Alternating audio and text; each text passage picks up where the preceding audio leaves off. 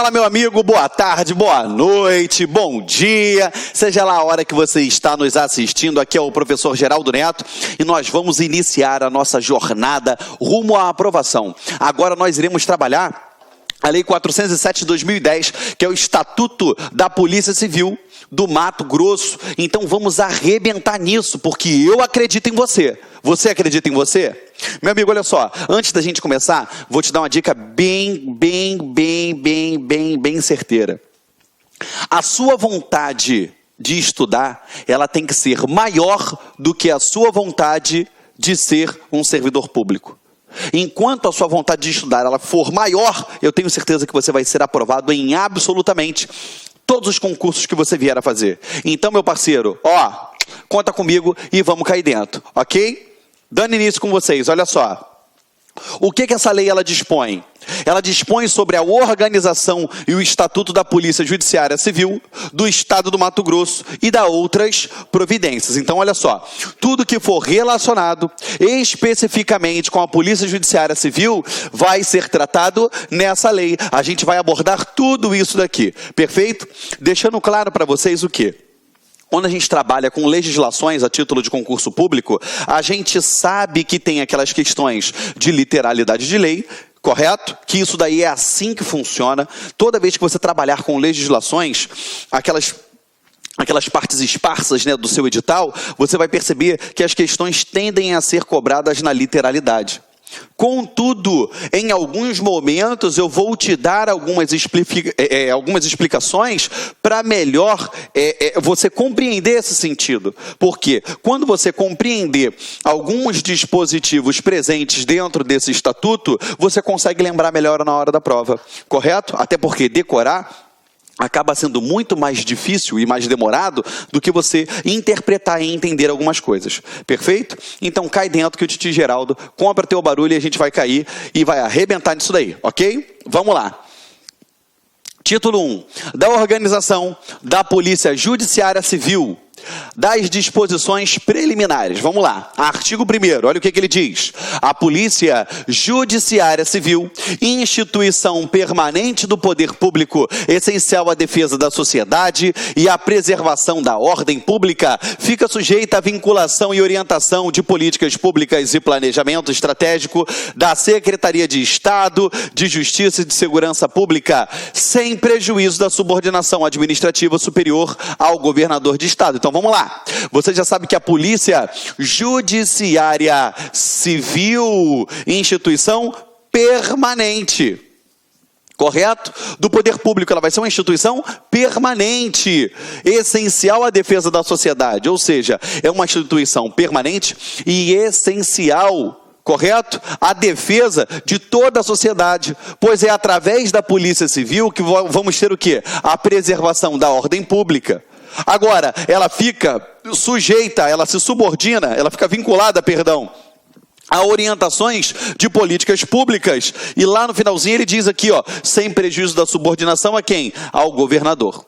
Ficou tranquilo, galera? Embora a gente tenha uma estrutura hierarquizada dentro da Polícia Judiciária Civil do Estado do Mato Grosso, nós sabemos que eles vão ficar o quê? Subordinados ao governador. E abaixo a gente vai aprender toda a estruturação da Polícia Judiciária Civil. Estamos juntos?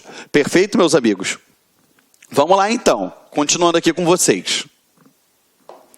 A Polícia Judiciária Civil, incumbida das funções de polícia judiciária e da apuração de infrações penais, exceto das matérias de exclusiva competência da Justiça Militar e ressalvadas as de competência da União, é dirigido por delegado de polícia de última classe, de livre escolha, nomeação e exoneração pelo governador do Estado. Então vamos lá. Primeira coisa que a gente tem que saber, a Polícia Judiciária Civil ela é incumbida das funções de polícia judiciária, correto?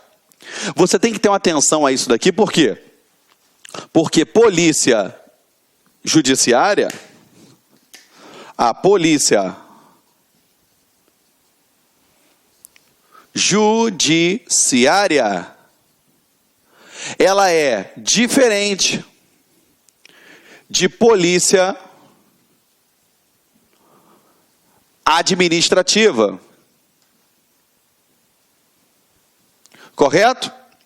Polícia judiciária, ela vai ser diferente de polícia administrativa. Polícia judiciária é a mesma coisa do que polícia administrativa? Não, por quê? Essa daqui, ó, ela vai o quê? A polícia judiciária, ela vai atuar sobre o quê? Pessoas. Ao passo que a polícia administrativa, ela vai atuar sobre o quê? Sobre bens, atividades. Perfeito? Agora, a polícia judiciária, como o próprio texto do artigo diz, ela vai atuar o quê? Na esfera das infrações penais. Ao passo que a polícia administrativa, ela vai atuar de que forma? Palavra-chave, limitações aos particulares em prol do interesse público. Eu também tenho o quê? Fiscalizações. Perfeito?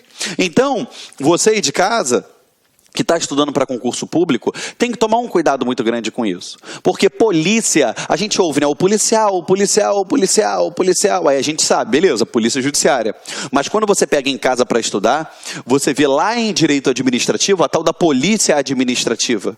E você não pode dar mole quanto a isso, porque toda vez que eu falar em polícia judiciária, você já tem que lembrar que é diferente de polícia administrativa, pois a polícia judiciária atua sobre pessoas, quando se trata de ilícitos penais, infrações penais, ao passo que a polícia administrativa, ela atua sobre o quê? Bens e atividades, ou seja, limitações, fiscalizações, até mesmo sanções na esfera administrativa, o que a gente não pode confundir, ok? A polícia civil incumbe as funções de polícia judiciária. Tranquilo? Então vamos lá. Tio vai apagar aqui agora para vocês e a gente continua aqui, tá bom?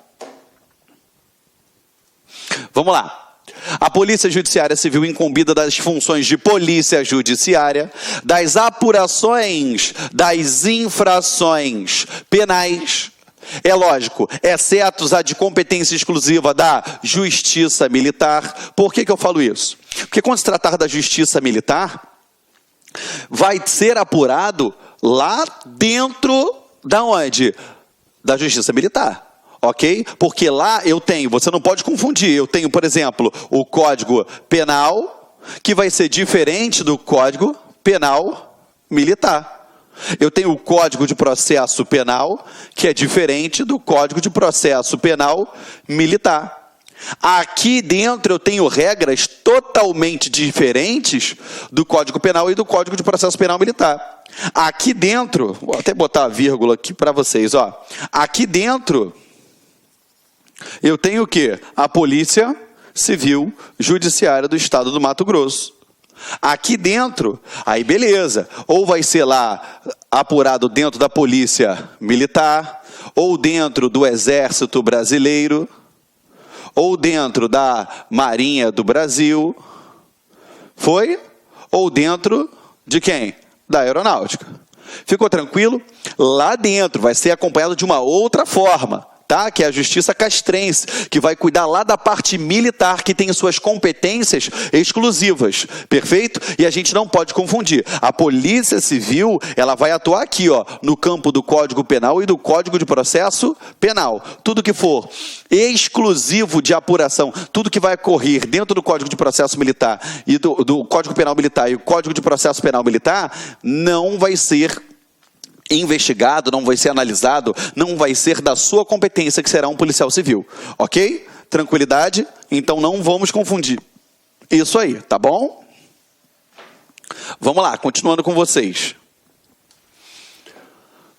Justiça Militar, ressalvadas as competências da União, é dirigida por delegado de polícia de última classe. Opa, já deixa claro aqui que o cara tem que ser de última classe, porque na prova pode vir para você, na literalidade, de qualquer classe, ou então preferencialmente, não, está dizendo aqui, ó, de última classe, livre escolha, livre nomeação, exoneração pelo governador do estado. Então você já sabe que se o cara tem, ó, livre nomeação e livre exoneração, esse cara aqui que vai estar ocupando o cargo lá de cima, ou seja, o diretor da Polícia Judiciária Civil do Mato Grosso, esse cara aqui, ó, livre nomeação e livre exoneração, ele tem que ser delegado de última classe, correto? Show de bola. Porém, a qualquer momento ele pode ser retirado daquele cargo. Ele é ad nutum. Poxa, Geraldo, o que é o ad nutum? Fica tranquilo, é aquele que é declarado em lei de livre nomeação e livre exoneração. Perfeito? Tranquilo, meus amores. Isso daí você vê muito lá no direito administrativo, tá? Isso serve para os cargos em comissão e para as funções de confiança. Estamos juntos, tá? Não pode confundir. Só para poder dar esse bizu para vocês aqui, ó. Só para vocês terem esse bizu. Vamos lá. Eu vou fazer aqui uma diferenciação só para vocês entenderem, tá? Ó, o cargo em comissão, ele é diferente da função de confiança. Foi? Eu não vou me aprofundar, correto? Porque isso será trabalhado lá em direito administrativo. O cargo em comissão é diferente da função de confiança. Por quê? O cargo em comissão, quem pode ocupar? Servidores e particulares. Isso é constitucional, está dentro da Constituição Federal, tá? Enquanto a função de confiança somente pode ser ocupada por servidores. Correto? Lembrando que a lei tem que determinar um percentual mínimo para esses servidores aqui, ok? Lembrando que em qualquer caso, eles devem ocupar o que? Cargo de direção, chefia e assessoramento. Foi? Então vamos lá. Função de confiança é diferente de cargo em comissão, ok? Cargo em comissão para servidores ou particulares. Função de confiança para servidores. Lembrando que em ambos os casos, direção, chefia e assessoramento. Só quero que vocês tenham cuidado, porque seja qual for a legislação que você vai estudar, nem sempre o legislador tem a delicadeza de fazer a distinção entre cargo em comissão e função de confiança. Às vezes aquilo ali é uma função de confiança e ele está chamando de cargo em comissão. Às vezes é um cargo em comissão e ele está chamando de função de confiança. Então nós temos que ter um cuidado muito grande com isso, ok? Na tua prova, a pergunta é assim que funciona e é assim que você responde, tá bom? Vamos lá, deixa eu te apagar aqui e a gente dá continuidade ao nosso estudo. Vamos lá. E ele diz aqui, ó, livre nomeação e livre exoneração, ou seja, ad nutum. A hora que ele quiser, ele coloca alguém lá, a hora que ele quiser, ele tira essa pessoa, ok? Ficou tranquilo? Livre nomeação e livre exoneração. A escolha do delegado-geral de Polícia Judiciária poderá ocorrer por meio de indicação em lista tríplice. Então, ela pode ocorrer por indicação em lista tríplice, ou seja, contendo 3 nomes, ok? Vamos lá. A Polícia Judiciária Civil, ela tem autonomia administrativa, financeira, dispondo de dotação própria, conforme previr a lei orçamentária. Então, ele vai ter autonomia, o quê? Olha só, tem que tomar um cuidado. Administrativa e financeira. Eu estou falando em autonomia funcional aqui? Não. Então temos que ter um cuidado muito grande, porque na prova ele substitui o administrativa pelo funcional, ou o financeira pelo funcional, ou então inclui, além da administrativa e financeira, ele bota funcional. E aí vai fugir totalmente ao que é proposto no artigo 3º. Porque aí a autonomia funcional já colocaria ele em outro patamar, totalmente diferente. Então, temos que ter um cuidado muito grande com isso. A Polícia Judiciária, ela tem autonomia administrativa, ela vai se organizar administrativamente, e vai ter autonomia financeira, por quê? Porque vai ter uma dotação orçamentária própria, correto? Conforme previr o quê? A lei orçamentária daquele determinado ano. Perfeito? Foi? Em decorrência da complexidade de responsabilidades inerentes à instituição, ser-lhe-á destinada a uma unidade gestora sobre qual o delegado-geral responde pela ordenação de despesas. Então, olha só. A complexidade de responsabilidades inerentes a essa instituição é destinada a uma unidade gestora. Ah, Geraldo, eu não vejo tanta complexidade sim.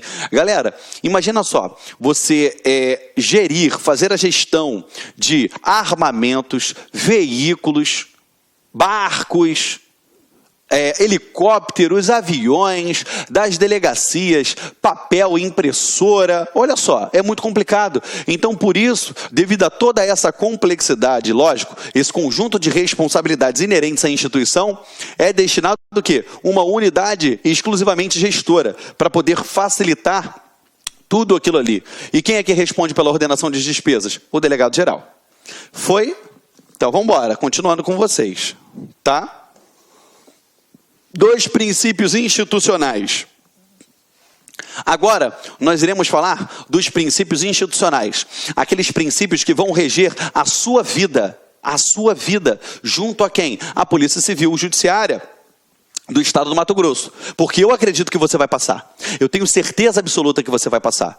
Então, cola comigo, vem pra cá. E não dá mole. Porque em vários momentos do nosso estudo, você vai perceber a menção de alguns desses princípios. Eu vou falar assim, ó, se lembra quando o tio Geraldo falou lá atrás? Olha aqui a explicitação. Se lembra? Por quê? Quando a gente explica isso, o aluno fala assim, pô, Geraldo, me dá aí um exemplo na aplicabilidade? A gente dá um exemplo da prática. Geraldo, me dá um exemplo no estatuto? Você vai ter vários exemplos dentro do seu estatuto da Polícia Civil que você vai ir pensando e você vai aplicando. Então, o que eu te aconselho a fazer? Você aí de casa que está estudando comigo, que está com a lei aberta, você vai fazer o quê? Você vai marcando e quando eu falar assim, ó, olha aí está o princípio, olha a moralidade, olha a legalidade. Você vai fazendo o quê? Você vai botando aqueles princípiozinhos. Por quê? Para você se preparar para aquele tipo de questão seguinte. Ele coloca, assinale a alternativa onde se enquadra o princípio da moralidade. Aí ele coloca vários trechos da lei. Nenhum trecho está errado, mas somente um tem a ver com a moralidade. Entendeu o que eu estou falando para você? Então, você tem que tomar um cuidado. Gente, torno a dizer, existe aquele que estuda para ser jurista e existem aqueles que estudam para ser aprovados em concurso público. É totalmente diferente. O estudo numa pós-graduação, numa faculdade de Direito, é diferente do estudo que você faz para concurso público. Aí você aí de casa está pensando assim, poxa, Geraldo, mas eu não sou formado em Direito. Caramba, como é que eu vou estudar isso? Segue as minhas dicas que você vai aprovar e você vai arrebentar. Pô, Geraldo, estou tentando também para delegado, Geraldo. Poxa, o que eu faço? Na minha faculdade o estudo foi muito amplo. Segue o que eu estou falando que você vai ser aprovado nessa prova. Eu tenho certeza absoluta disso. Ok? Então vem para cá. Olha só. São princípios institucionais da Polícia Judiciária Civil. Quais são os princípios? Unidade, indivisibilidade, a uniformidade de doutrina e de procedimento, a legalidade, a impessoalidade, a moralidade, a publicidade, a eficiência, a probidade administrativa, a ética, a hierarquia e a disciplina. Galera, o que eu vou fazer com vocês? Agora eu vou dar breves comentários sobre cada um desses princípios, que no decorrer do estudo do estatuto, vocês vão fazendo a aplicabilidade dele. Eu vou fazer essa aplicabilidade com vocês. Perfeito? Foi? Então a gente vai um pouquinho agora para a teoria, sai um pouco da literalidade de lei, para a gente arrebentar isso daí. Ok? E a gente começa falando a respeito do quê? Primeira coisa, você tem princípios que estão no seu estatuto e que estão na Constituição Federal. Correto?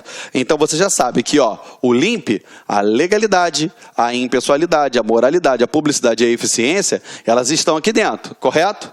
Mas eu também tenho o quê? A probidade administrativa, eu tenho a ética, eu tenho a hierarquia, eu tenho a disciplina.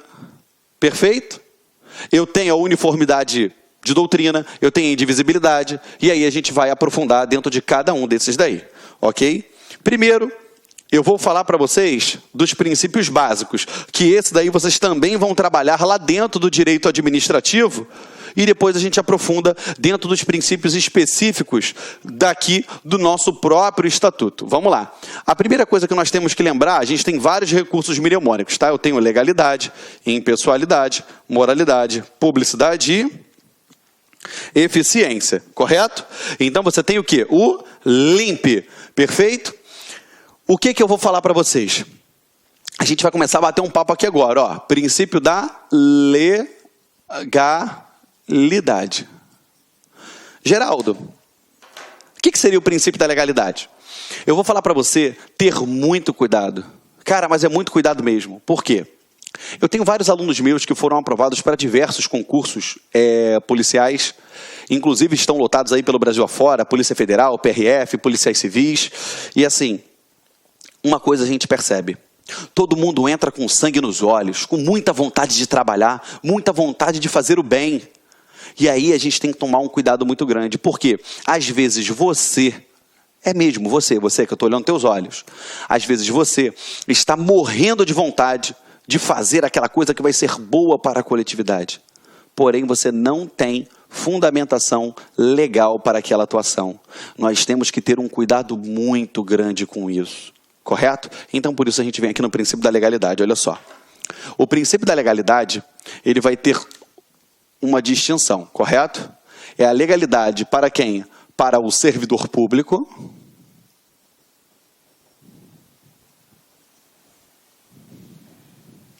Quando ele estiver atuando, lógico, dentro das normas de direito público. E eu tenho a legalidade para quem? Para os particulares. Quando ele estiver atuando dentro de normas de direito privado. Foi? Vamos lá. Como funciona isso? Legalidade. Qual seria a legalidade genérica? Ela está lá no artigo 5º, inciso 2, que ele diz: ninguém será obrigado a fazer ou deixar de fazer alguma coisa senão em virtude de lei. Pronto. Ou eu não vou ser obrigado a fazer ou deixar de fazer alguma coisa em virtude, senão em virtude de lei. Essa é a legalidade genérica. Correto? Você tem que lembrar também que tanto a legalidade, a impessoalidade, a moralidade, elas estão no artigo 37, caput, da Constituição Federal de 1988. Geraldo, o que está escrito lá no artigo 37, caput? Está escrito assim, ó. A administração direta e indireta de qualquer dos poderes da União, dos Estados, dos Distritos Federais e município, obedecerá aos princípios da legalidade, impessoalidade, moralidade, publicidade, eficiência e também os seguintes, 2 pontos. Então, quando você inaugura o capítulo lá da administração pública, que inicia no artigo 37, você vai perceber que ele já te obriga de cara no primeiro princípio o quê? No primeiro artigo, já lá no caput, obedecer a esses princípios. Então, você já viu que dentro da sua legislação, lá no artigo 4º, você também já tem o quê? Os mesmos princípios sendo obedecidos dentro da Constituição Federal. E você vê também o artigo 5º, inciso 2, dizendo que ninguém é obrigado a fazer ou deixar de fazer alguma coisa, senão em virtude de lei. E aí a gente volta para cá. Olha só, a legalidade para o servidor público é diferente da legalidade exigida para o particular, ok? Por quê? O administrador público, ele só pode fazer o que a lei determina ou permite. Ao passo que o particular pode fazer tudo aquilo que a lei não proíbe. Como assim, Geraldo? Me dá um exemplo ridículo para eu lembrar. Beleza. Se você simplesmente decidir sair da sua casa e ir para o seu trabalho todo dia plantando bananeira, andando de cabeça para baixo, você pode fazer isso? Pode. Por quê? Não existe lei que te proíba a fazer isso. Então você, na condição de particular, você pode fazer tudo aquilo que a lei não proíbe. Exemplo, você está lá com o seu carrinho andando,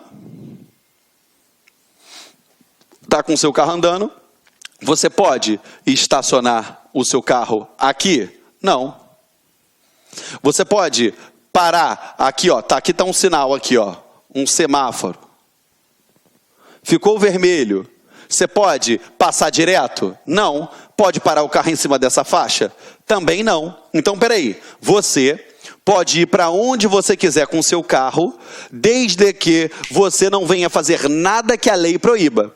Traz para a sua vida. Você, na condição de particular, pode fazer tudo aquilo, menos aquilo que a lei proíbe. Por exemplo, você pode passear na praia, você pode andar de bicicleta, você pode fazer uma série de coisas. Porém, desde que a lei não proíba. Você pode matar alguém? Não, você não vai matar alguém. Você pode roubar alguém? Não, você não pode roubar. Entendeu? Tranquilo? Aí você aí de casa, se eu quiser eu posso. Poder pode, mas aí você vai ser preso. Correto? Então, você na condição de particular, pode fazer tudo aquilo que a lei não proíbe. Agora, o servidor público, ele só pode fazer o que a lei determina. O desenho que eu gosto de fazer para você aqui, ó, imagina só, um trem. Imagina só, um trem. Ó, já sei, eu sou horrível fazendo desenho.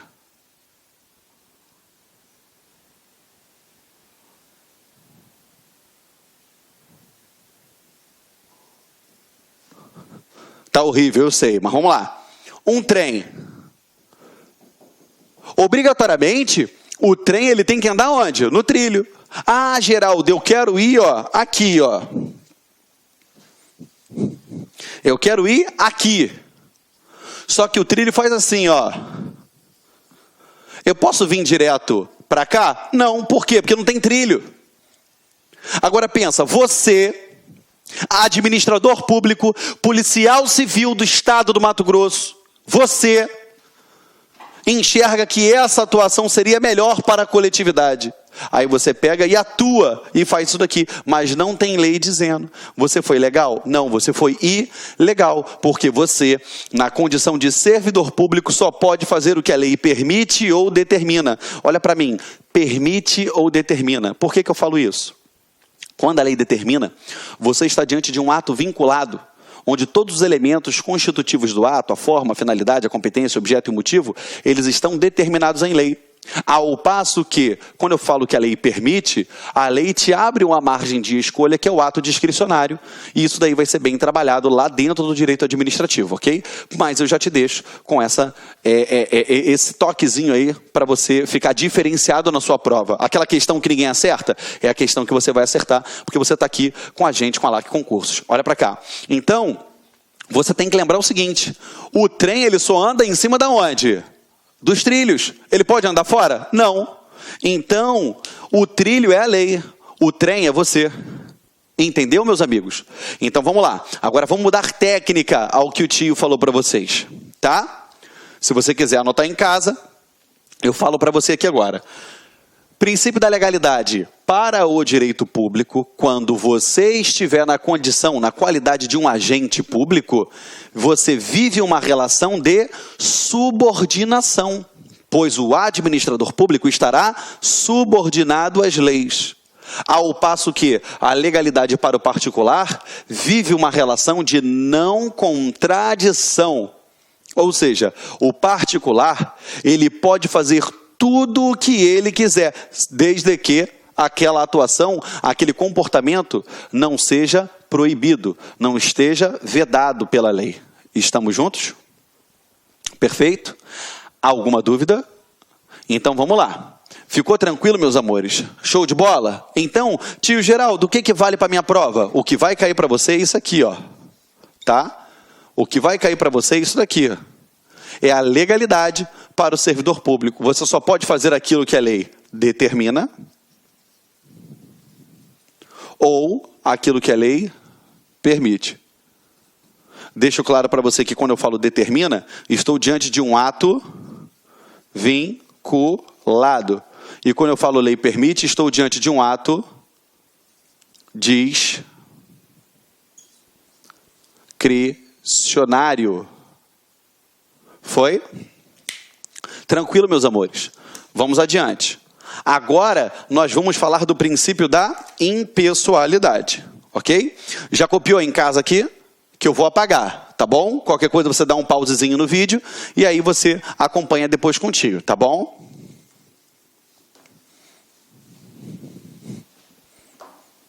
Princípio da impessoalidade. Geraldo, o que seria o princípio da impessoalidade? Galera, eu tenho várias coisas para poder falar para você. Várias. Que eu tenho certeza que vão ser muito bem tratadas dentro do direito administrativo, dentro do direito constitucional. Mas eu vou dar minha contribuição aqui também para vocês. Olha só. A impessoalidade, o nome já diz. Impessoal. Eu não posso ser pessoal. Eu não posso atuar com a minha vontade. Eu tenho que atuar visando sempre o quê? O interesse público. Perfeito, galera. Agora, você tem que prestar atenção que a impessoalidade, ora, ela vai se abraçar aquele princípio implícito que você aprende lá dentro do direito administrativo, que é o princípio da isonomia. E ora, ela vai se atrelar ao princípio implícito da finalidade. Já deixo até uma observação que você vai aprender lá dentro do direito administrativo, mas para você ficar malandro, olha só. Celso Antônio Bandeira de Mello, que é um grande doutrinador administrativo, diz que a finalidade é igual à impessoalidade. Ele já diz isso, ok? Mas vamos lá, vamos para dentro da nossa matéria. Quando a administração pública exige que o servidor público atue de forma